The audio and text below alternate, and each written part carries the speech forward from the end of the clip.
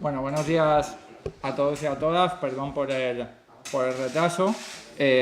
Os queremos contar, como hacemos siempre los lunes, pues propuestas que vamos a llevar en el programa electoral para mejorar las condiciones de vida de la gente en nuestro país. En primer lugar, comentar la manifestación de ayer. Fue una manifestación pues muy bonita y muy potente, en la cual pues un montón de gente que vive en la España vaciada pues reclamó en las calles de Madrid pues lo que es justo, y es el derecho de todos los españoles a vivir donde quieran. Se ha producido en las últimas décadas un proceso de vaciamiento de la inmensa mayor parte de nuestro país. Ayer pues los dos partidos que han sido responsables de este vaciamiento, el Partido Popular y el Partido Socialista, pues fueron allí a hacerse la foto. Nosotros no quisimos robarle protagonismo a la ciudadanía, nosotros no hicimos declaraciones electoralistas en esa manifestación, pero hoy queremos poner en valor pues algo que humildemente pensamos que es real, y es que Unidas Podemos tiene pues el mejor programa electoral para proteger y para recuperar la España vaciada. En ese sentido, pues os queremos trasladar la primera medida. Luego Noelia Vera os contará dos medidas más, que es la garantía de que haya pues un paquete de servicios básicos en la España vaciada, en el medio rural, que consista de varios elementos. El primero, pues que haya un servicio de transporte adecuado que comunique diariamente a todos los núcleos poblacionales con las cabeceras de comarca y con las ciudades más importantes, porque la gente tiene que ir a hacer compras, tiene que ir a hacer gestiones, tiene que ir al hospital, tiene que llevar a los niños al instituto, y en estos momentos pues hay servicios de transporte muy deficitarios en el medio rural y en la España vaciada. En segundo lugar, pues una atención sanitaria a domicilio de calidad allí donde no pueda haber un ambulatorio. Es evidente que la sanidad es un servicio básico y que, además de un derecho humano, de un derecho fundamental, pues apostar por los servicios públicos en la España vaciada contribuye también a relanzar la economía y a fijar población.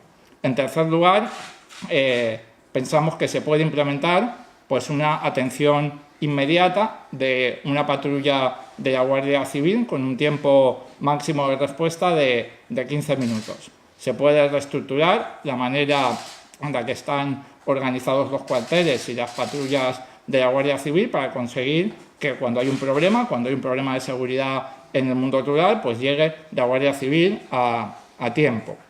En cuarto lugar, pensamos que se puede implementar un servicio de reparto habitual de suministros básicos en los núcleos poblacionales más pequeños, donde no haya pues una tienda de ultramarinos, donde no haya pequeños comercios que puedan garantizar este suministro. En quinto lugar, pensamos que se puede implementar la existencia de un cajero automático a menos de 20 kilómetros de cualquier núcleo poblacional. La concentración bancaria en este país ha puesto de patitas en la calle a decenas de miles de trabajadores, ha cerrado miles de oficinas y, entre otras cosas, pues ha eliminado pues un montón de cajeros en la parte más despoblada, más vaciada de nuestro país. Y por último, pensamos que hay que abrir pues centros culturales ciudadanos en cada cabecera de comarca, pues porque no solamente la ciudadanía vive de las cosas de comer, también tiene derecho a la cultura, y pensamos que esto también pues es un elemento fundamental. Y sin más, le paso la palabra a Noelia Vera para que detalle otras medidas.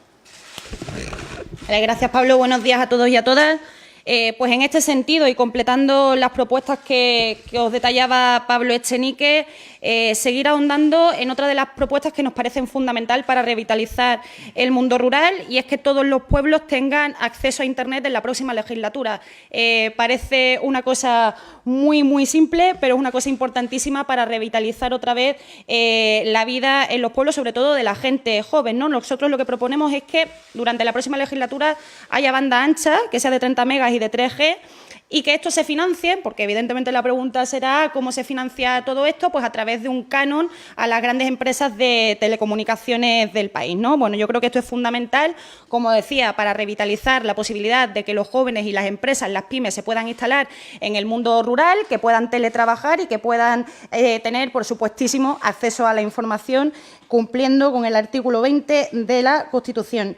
Y, en tercer lugar, otra cosa que nos parece de vital importancia, y es proteger el trabajo de los agricultores y de los ganaderos de los pueblos de España, ¿no? Pensamos que hay que establecer un precio mínimo, porque, como sabéis, a través de los mediadores, la producción de los ganaderos y de los empresarios prácticamente se están vendiendo a pérdidas, ¿no? Entonces, en ese sentido, nos parece fundamental fortalecer ese papel de los agricultores, fortalecer también la posibilidad de asociacionismo entre ellos y, evidentemente, partir de la base de que la alimentación es un derecho y de que eso podría revitalizar de nuevo las zonas rurales. Estas son dos de las medidas, habrá muchas más, las van a conocer todas esta semana.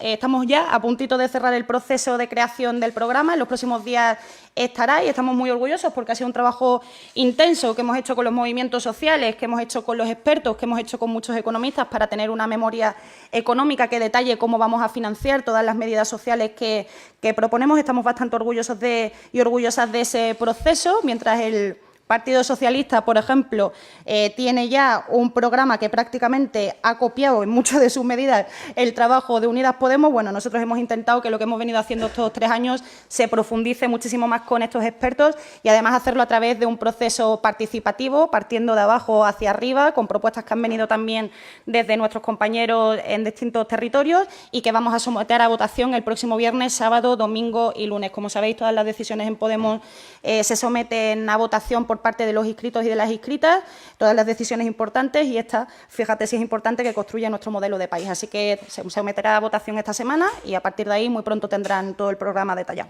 Nada más, y quedamos abiertos a las preguntas. Hola, ¿qué tal? Buenos días. Precisamente respecto al programa, Nacho Álvarez dio ayer un avance del programa económico y proponía un impuesto a grandes fortunas para precisamente llevar a cabo medidas sociales. Pero durante el año pasado, cuando surgió en principio esta propuesta, muchos economistas y expertos en fiscalidad decían que no tendría efecto porque se trata de un impuesto que al final manejan las comunidades autónomas y que precisamente, bueno, decían que con parte de lo que pactaron ustedes con el PSOE tan solo se lograrían ingresar, creo, menos de 1 millón de euros de los 100 estimados en su acuerdo de gobierno. Me gustaría saber cómo valoran la aplicación de esta medida y también cuál creen que va a ser la reacción de las grandes teleco al saber que ustedes pretenden que ellas paguen el progreso de Internet de las zonas rurales. Gracias.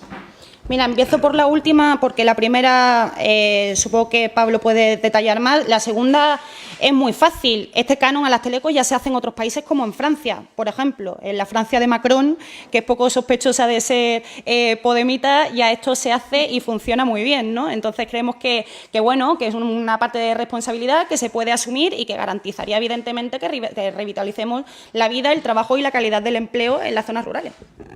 Respecto de la primera pregunta, nuestra propuesta de impuesto a las grandes fortunas, recordemos, por encima de 1 millón de euros de patrimonio y con la primera vivienda exenta de pagar impuestos hasta un valor de 400.000 euros, no sería bonificable por las comunidades autónomas. Es decir, en estos momentos hay una competencia fiscal entre comunidades autónomas.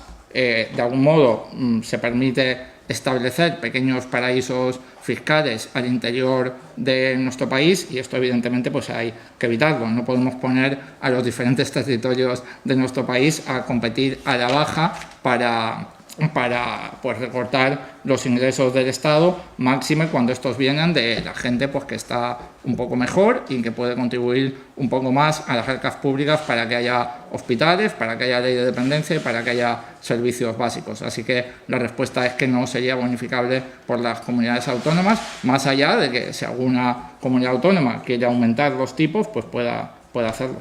Perdón por la repregunta, pero entiendo entonces que esta idea que usted está comentando es aplicable a otros impuestos que sí son bonificables a día de hoy en comunidades autónomas. Pongamos sucesiones. No, respecto de sucesiones y donaciones, os haremos conocer la propuesta a lo largo de esta semana cuando presentemos el programa, pero por el impuesto sobre las grandes fortunas que me preguntaba, este en concreto no sería bonificable por las comunidades autónomas. Los demás impuestos a lo largo de la semana os pasamos los detalles. Ahí, la emoción. ¿Más preguntas?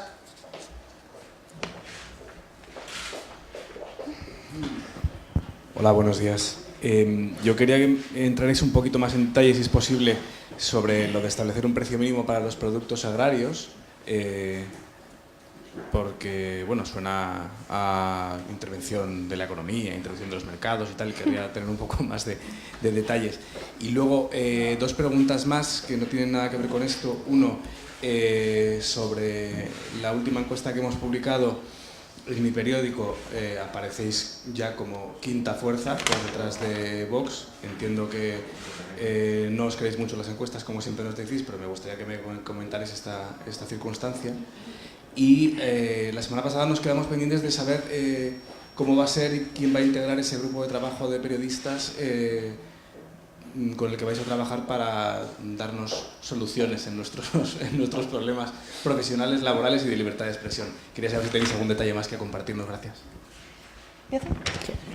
Vale, respondiéndote a tu primera pregunta, precisamente la intervención de las políticas neoliberales en este país han provocado que los agricultores y los ganaderos que están produciendo los alimentos que todos consumimos también en las grandes ciudades se vendan prácticamente al mismo precio o con pérdidas. Es decir, los intermediarios están provocando y las leyes del mercado están provocando que nuestros productores básicos en el mundo rural no estén cobrando nada, estén mal viviendo o estén en unas situaciones absolutamente precarias. Por lo tanto, lo que se propone es que haya un precio mínimo para esos productos para que puedan vivir en condiciones absolutamente de dignidad y poniendo sobre todo en valor que la alimentación es un derecho y que la producción agraria y ganadera en este país es un derecho que también tenemos que cuidar entre todos y entre todas. La memoria económica la tendréis esta semana, con lo cual ahí podréis ver todos los detalles en concreto. Y con respecto a la última pregunta sobre la protección de los derechos laborales, derecho a la información y a la libertad de expresión, como le decía la semana pasada, es un trabajo que venimos haciendo ya desde hace prácticamente 3 años que llevamos en el Congreso, más 2 previos en los que estuvimos construyendo nuestras medidas programáticas con respecto a las políticas mediáticas, ¿no?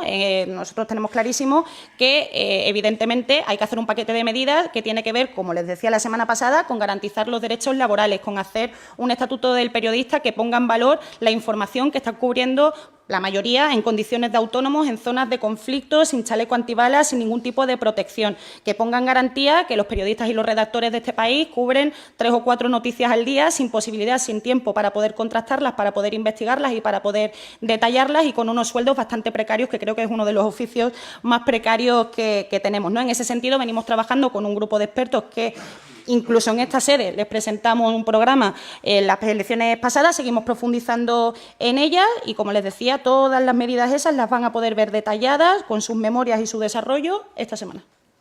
Y respecto de las encuestas, nosotros estamos diciendo en esta campaña una cosa que pensamos que es verdad y que es que la historia la escribe la gente, no la escriben las encuestas. Máximo respeto a los profesionales de la demoscopia, pero ya hemos visto muchas encuestas que se han equivocado en el pasado. El día 28 de abril la gente tiene una oportunidad muy sencilla, pero muy importante, de cambiar la historia de nuestro país y nosotros vamos a esperar a que la gente vote y, desde luego, en los eventos que estamos haciendo a lo largo de esta semana, pues estamos viendo todo lo contrario. Estamos viendo a la gente muy ilusionada, estamos viendo eventos que se llenan de gente que quiere mejorar su país y, como digo, en última instancia, dentro de un mes, pues la historia de España la va a escribir la ciudadanía. Es una de las pocas libertades que nos quedan para controlar nuestro futuro y nuestro presente, ¿no? Y nosotros vamos a esperar a que la gente vote. Confiamos en tener un buen resultado porque además lo estamos percibiendo. Estamos percibiendo tanto en las redes sociales como en los eventos que estamos llevando a cabo que la gente está contenta, que la gente mira con ilusión ese día de votación, el 28 de abril, y por lo tanto confiamos en que los resultados electorales van a ser muy diferentes que las encuestas que se están publicando a día de hoy. Hola, buenos días. Ha dicho que el PSOE está copiando muchas de las medidas de Podemos en su programa. ¿Qué medidas o en qué creen que está el Partido Socialista copiando medidas concretas de Podemos? Gracias. Sí, básicamente este miércoles vamos a pasar por una diputación permanente en la que ya se ve que el Partido Socialista está haciendo electoralismo a través de las instituciones y a través de las medidas de Unidas Podemos, solo que descafeinándolas un poquito más, ¿no? Es como vamos a copiar las medidas de Unidas Podemos, pero vamos a suavizarlas un poquito más por si acaso se nos echa alguien encima. Lo vamos a ver con los reales decretos que van a presentar esta semana. Lo vamos a ver con el subsidio a mayores de 52 años que acaban de anunciar que se tiene que paralizar porque es que han hecho un real decreto deprisa y corriendo. Eso es lo que vamos a ver este miércoles, pero es que además, viendo las 101 medidas que han presentado, evidentemente, permiso de maternidad y paternidad a 16 semanas de forma intransferible. Bueno, pues esa es prácticamente una redacción que vamos a ver también en el real decreto, prácticamente copiada. El ingreso mínimo vital o renta garantizada, que era lo que nosotros defendíamos al principio, exactamente igual. El subsidio a mayores de 52, exactamente igual. Las pensiones, exactamente igual, salvo que les olvida blindarlas por ley, que era lo fundamental. En fin, en definitiva, yo creo que queda absolutamente claro en este país que ese proceso de negociación de los presupuestos generales del Estado entre Unidas Podemos y entre el Partido Socialista fue intenso y fue fructífero, aunque no suficiente, pero fructífero, gracias a la presión que hicimos en las mesas de negociación, que esas medidas que al principio no veían, como subir el salario mínimo a 900 y que preferían que fueran 800, finalmente sí las contemplan en su programa electoral y que demuestran que sí que se podía. A lo mejor es que no querían, ¿no? Yo creo que todo eso ha quedado en evidencia a través de esas negociaciones y viendo el programa electoral del Partido Socialista lo podéis comprobar, viendo lo que se va a discutir en la Diputación Permanente del miércoles también.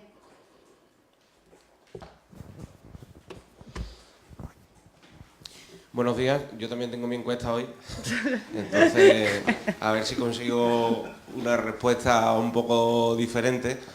Va en la línea la encuesta de la que comentaba el compañero, pero el barómetro de La Sexta os sitúa cuartos, aunque en un empate técnico con la quinta fuerza, que es Vox. Yo no sé si más allá de que esperáis a los resultados de las elecciones, los datos que manejáis apuntan a que podéis estar en esa posición aproximadamente. Y luego tengo otras preguntas. No sé si tuvieron anoche la oportunidad de ver la entrevista al Papa que le hizo Jordi Évole. Sí. Muy interesante. Muy interesante, la verdad. Hay algunos asuntos en los que quizás, incluso Pablo Iglesias en la entrevista después dijo que podíais tener opiniones, bueno, pues quizás cercanas, como el tema de la migración o de la memoria histórica, pero también se pronunció de una manera quizás un tanto más polémica en asuntos como el feminismo o la homosexualidad, una opinión sobre esto, y dos cosas más. Una, el asesor económico de Pablo Casado en la campaña electoral ha dicho que el problema de las pensiones no es cuánto se revalorizan, sino si las recortamos un 20, un 30 o un 40%. Correcto. Una opinión sobre esto. Y por último, no entendí bien anoche el tema de la devolución del dinero de la banca por parte de las entidades rescatadas. No entendí muy bien el mecanismo que vais a establecer en el programa electoral. Siempre habláis de esos 60.000 millones de euros que hay que devolver a los españoles, porque eso lo tendrían que devolver solo las entidades rescatadas, porque si es así, Bankia es la que ocupó gran parte de ese dinero, pero sin embargo anoche Pablo Iglesias dijo que Bankia no podía ser privatizada, con lo cual si Bankia sigue siendo pública nos va a devolver el dinero. No lo entendí muy bien. Si nos lo pueden explicar, gracias. Sí. Bueno, sí, las he ido anotando todas, a ver si se me escapa, nos recuerda.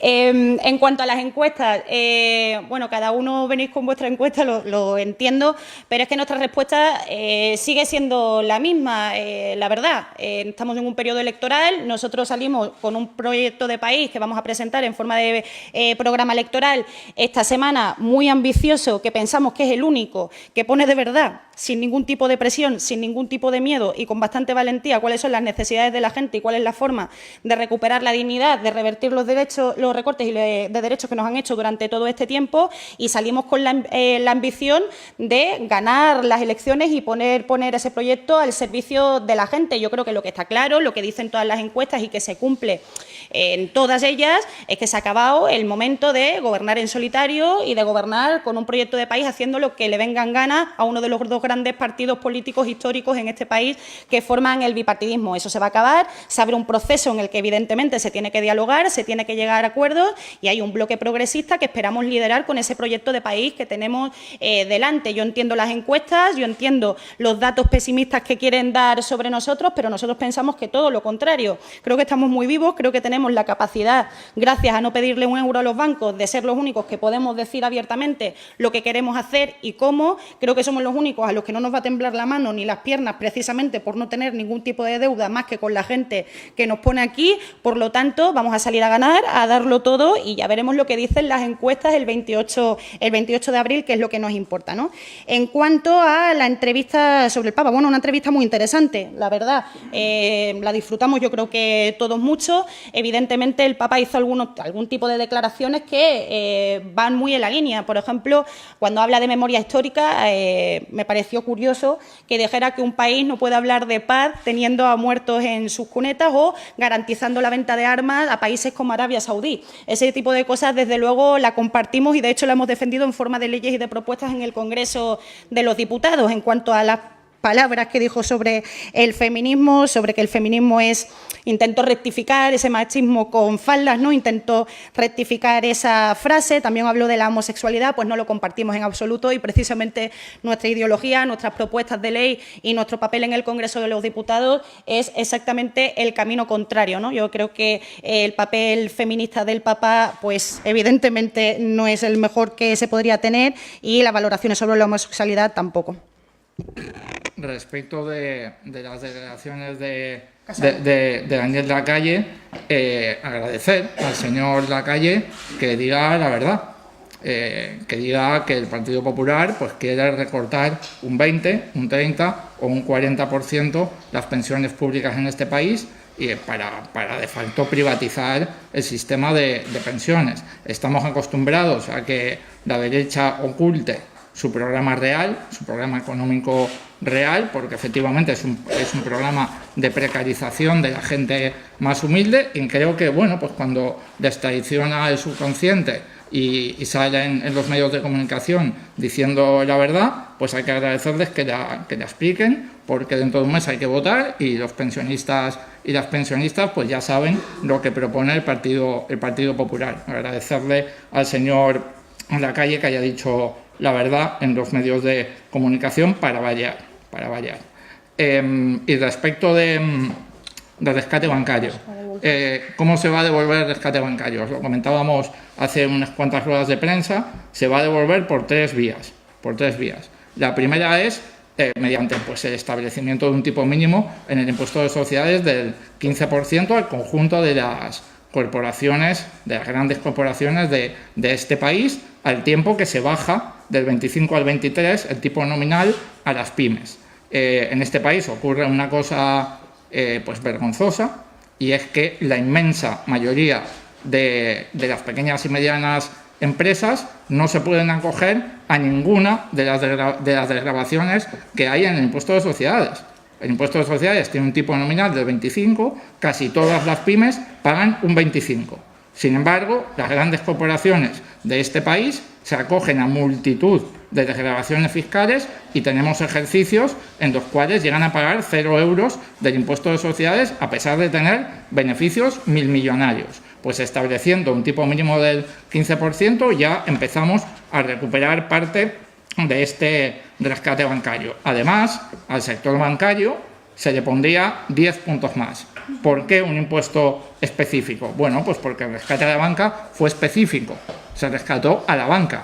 No se rescató a los autónomos, no se rescató a los fruteros, no se rescató a las papelerías. Se rescató a un sector concreto, que es la banca, y por lo tanto cabe aplicar un impuesto concreto y específico a la banca también en el articulado del impuesto de sociedades. Y por último, un impuesto a las transacciones financieras más especulativas, no a los ahorradores de este país. Cuando una persona de clase media tiene acciones, no está comprando y vendiendo acciones 7 veces por minuto, pero sí hay un montón de especuladores que están pues jugando al intradía en la bolsa, que están comprando derivados financieros, y nosotros pensamos que ese hecho hay que grabarlo y que por ahí se puede recuperar parte del rescate bancario. Según las cuentas que hemos hecho, esto recuperaría los 60.000 millones de euros que debe la banca a todos los españoles en una década. Es un tiempo largo, pero entendemos que es necesario hacerlo así. Y respecto de qué entidades pagarían estos impuestos, pues todas.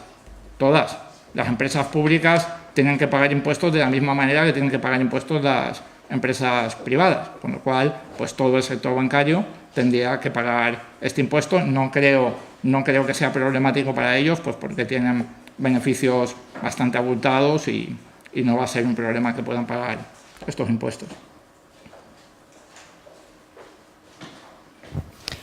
Hola, buenos días. Yo tenía 3 preguntas sobre el asunto del canon digital para que la conexión a Internet pueda llegar a la España vacía.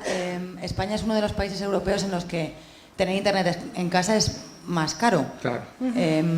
Si ponemos un canon digital a las telecos para hacer llegar esa conexión a la España vacía, entiendo yo que, como suelen hacer siempre, trasladarán ese precio al bolsillo del resto. No sé si contemplan cómo se puede evitar que se repercuta ese incremento para el conjunto de la población.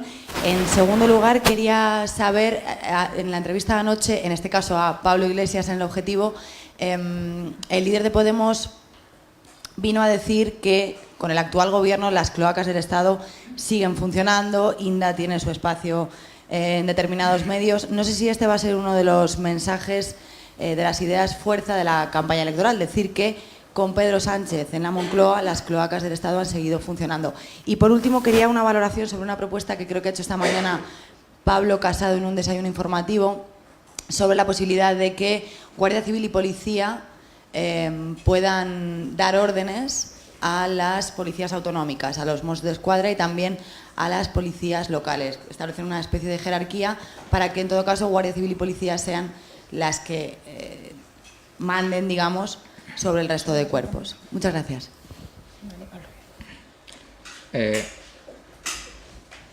Vale, respecto del canon. ¿Cómo se hace que no repercutan las grandes empresas los impuestos a la ciudadanía? Pues haciendo leyes. Las leyes del libre mercado no son leyes de la naturaleza. Yo soy físico, hay algunas leyes de la naturaleza que se cumplen más o menos bien y que son inevitables, ¿no? Como la ley de la gravedad, ¿no? Pero la ley del libre mercado no es una ley de la naturaleza, no está escrita en ningún sitio, y los gobiernos elegidos democráticamente pueden hacer leyes para evitar que las grandes empresas machaquen a los consumidores. Pues habrá que hacer las leyes pertinentes para que no se repercuta ese coste en los ciudadanos.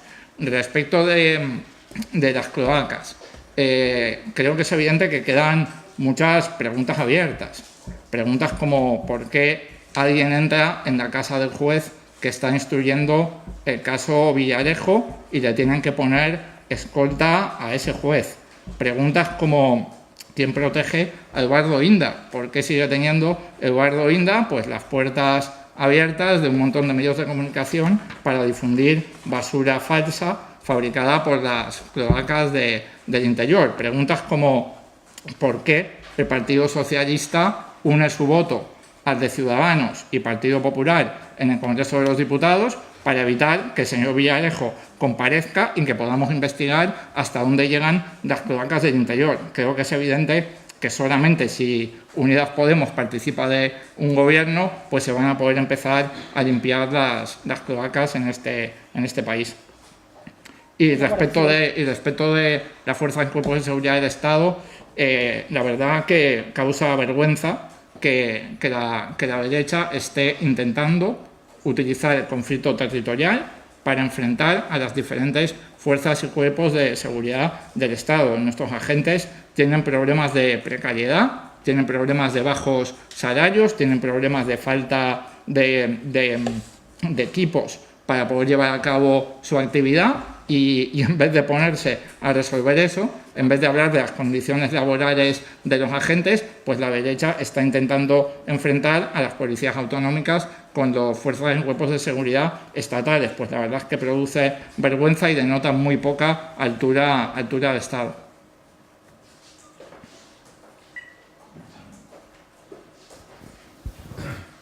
¿Qué tal? Buenos días. Hola. Quería insistir sobre las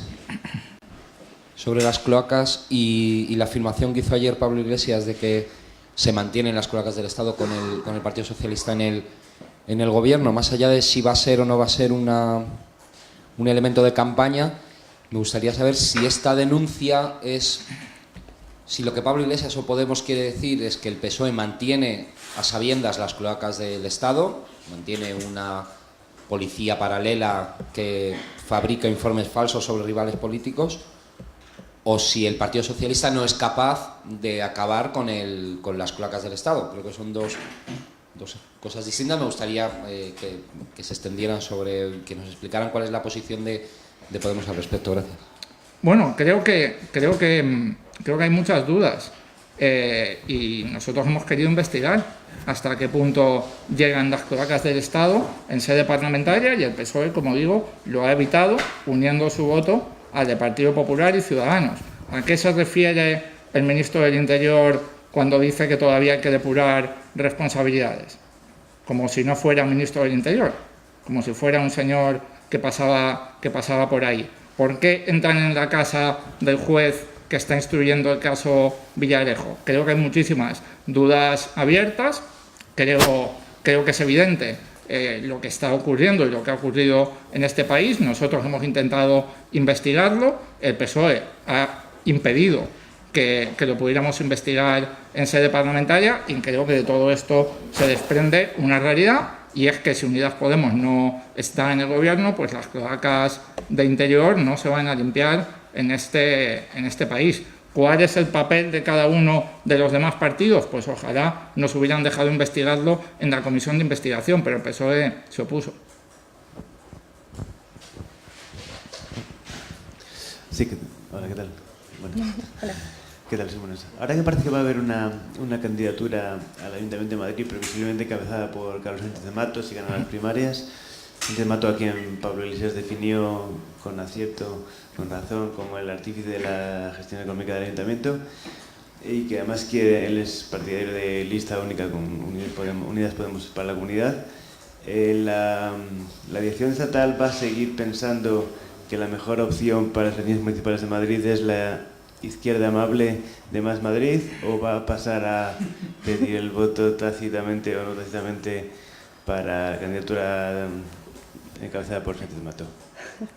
Bueno, nosotros estamos, la verdad, dedicados a la campaña electoral, a la que tenemos delante, que es la campaña electoral de las elecciones generales, y no nos presentamos en el Ayuntamiento de Madrid. En ese sentido, pues, saludar a las diferentes candidaturas con las que compartimos una parte mayor o menor del programa. No son nuestros adversarios políticos. Nuestros adversarios políticos es el Partido Popular, Ciudadanos y Vox, y en ese sentido, pues cuando llegue la campaña de las municipales, pues nosotros, como digo, saludaremos a las candidaturas progresistas y verdaderamente transformadoras en el Ayuntamiento de Madrid. Pero a día de hoy estamos, la verdad, centrados en el 28 de abril, que es una campaña en la que nos jugamos un país, y los detalles de cómo se articulan las candidaturas a nivel autonómico y a nivel municipal se lo dejamos a los compañeros de los niveles municipales y autonómicos.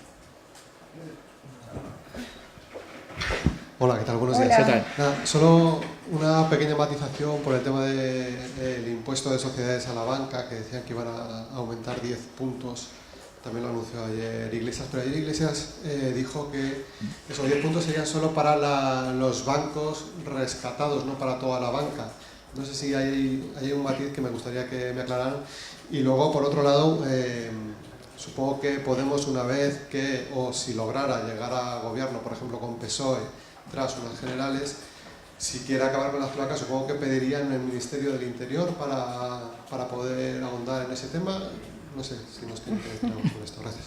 Vale, respecto a la primera pregunta, te lo confirmo con los economistas, pero realmente dudo que haya bancos que no hayan sido rescatados, al menos en parte. Después del proceso de concentración bancaria, pues casi todos los bancos han sido formados o han comprado, a veces a precio de saldo, cajas que habían sido rescatadas. Te cotejo los detalles con el equipo de economía, pero creo que poca diferencia va a haber. Respecto de los ministerios, si nosotros pues tenemos un mejor resultado que el Partido Socialista, pues tendremos la presidencia del gobierno y digamos que la negociación será de otro tipo, ¿no? De todas maneras, no avancemos pantallas. Creo que lo primero es que la gente vote y luego ya nos pondremos a negociar un gobierno de coalición estando por delante del PSOE o por detrás. ¿Listo? Vale. Muchas gracias. Gracias.